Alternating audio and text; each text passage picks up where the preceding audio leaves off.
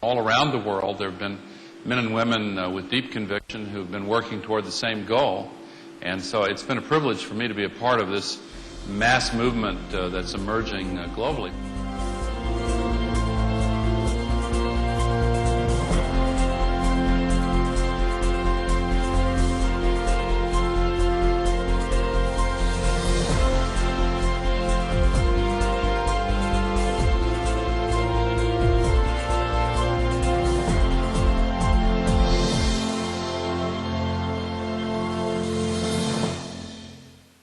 Thank you for joining us on today's program of Planet Earth, Our Loving Home, focusing on climate change.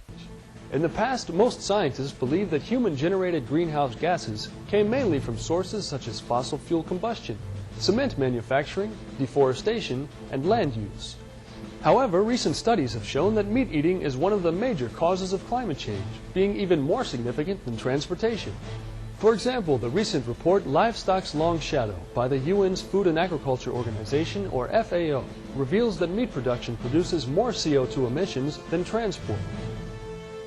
In the business-as-usual scenario, CO2 emissions continue to increase, and we end up with an increase of a few hundred parts per million in carbon dioxide by the end of the century, and CO2 is still continuing up at that time.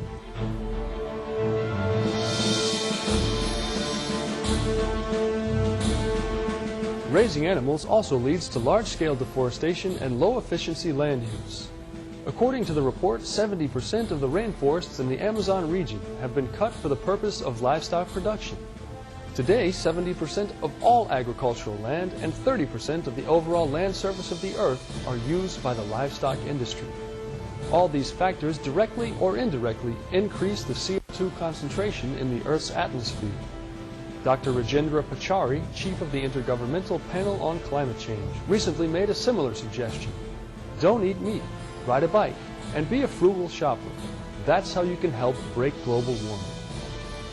On January 20th, 2008, Supreme Master Television staff was honored to be granted a teleconference with Supreme Master Ching Hai regarding the topic of climate change. The question is concerning the vegetarian diet way, and it is, what would be the minimum amount of people shifting to vegetarian diet necessary to save the planet? At least half of the population of the planet.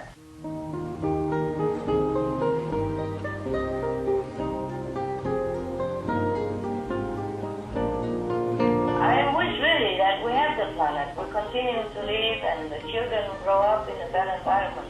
But you see, it's up to humanity to decide what they want and which direction they turn.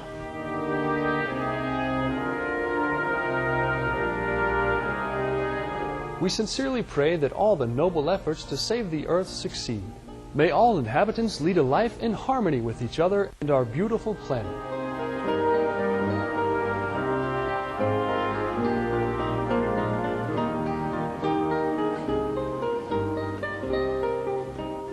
Thank you for joining us today on Planet